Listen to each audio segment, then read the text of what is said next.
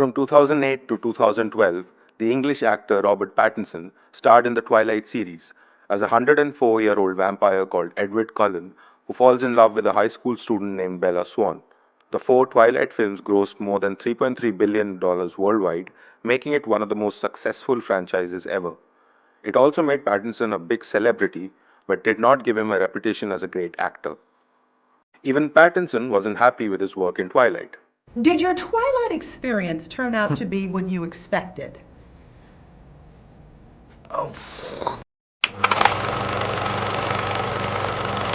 In 2012, the year the last Twilight movie was released, Pattinson teamed up with David Cronenberg, the acclaimed director of such iconic films as Videodrome, The Fly, and Eastern Promises. Together, they made Cosmopolis, based on author Don DeLillo's novel of the same name. Pattinson played a 28-year-old billionaire called Eric Packer, who takes a ride through New York in a stretch limo to get a haircut.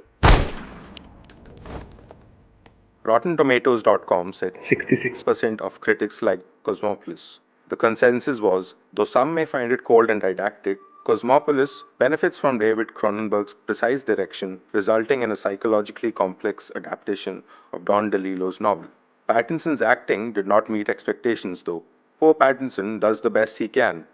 He's not terrible, but he is definitely out of his element, if not beyond his depth. An altar boy in a bishop's robe, wrote Boston Globe. But Cronenberg was so impressed that he signed up Pattinson for his next film as well. Maps to the Stars was a satirical drama with an ensemble cast that included Julianne Moore, John Cusack, Mia Wasikowska, and Pattinson, who played a struggling actor-screenwriter moonlighting as a limousine driver. Narratively unwieldy and tonally jumbled, Maps to the Stars still has enough bite to satisfy Cronenberg fans in need of a coolly acidic fix, said Rotten Tomatoes.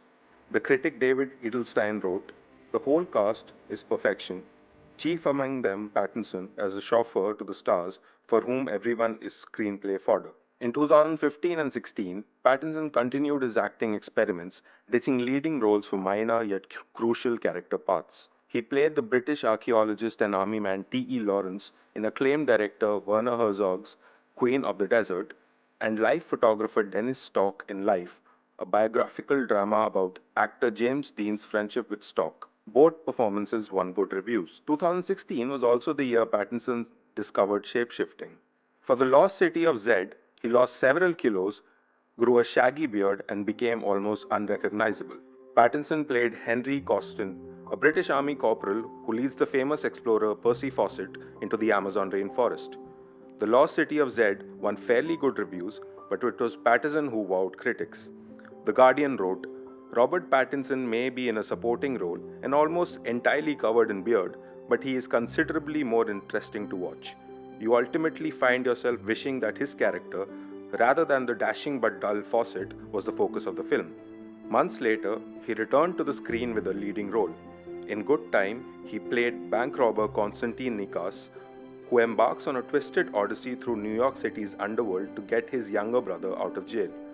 It got the best reviews of his career, said Rotten Tomatoes. A visual treat filled out by consistently stellar work from Robert Pattinson, Good Time is a singularly distinctive crime drama offering far more than the usual genre thrills. Pattinson's performance is solid enough to make you forgive him those vampire movies. Everyone has to start somewhere, wrote one critic. Last year, he scored another high with the sci-fi mystery High Life, where he played a death row inmate who is forced to travel to outer space with his baby daughter. His acting was dependably solid, but what was special was that he also performed the end credit song of the movie. Where are you hiding now? Hello. Pattinson has come out with two films this year: The Lighthouse, where he plays a lighthouse keeper on a remote and mysterious island in New England in the 1980s, and The King, a Netflix original in which he plays the small but crucial role of the Dauphin of France. He has been getting good reviews for The King and rapturous ones for his performance in The Lighthouse. Pattinson may win his first Oscar nomination for The Lighthouse, but he has already won another trophy role. A few weeks ago, Warner Brothers cast Pattinson as the new Batman, the iconic role last played by Ben Affleck and Christian Bale. He has already begun training for the new film, which will be the first big budget film he has done after his last Twilight movie in 2012. The 33-year-old actor has come a long way from Twilight. In 7 years, Pattinson has worked with brand name filmmakers, portrayed a variety of challenging roles, and has wowed audiences with his transformations. He will don the mask of the Caped Crusader not as the celebrity star he once was, but as a well regarded actor who is not afraid to go the distance.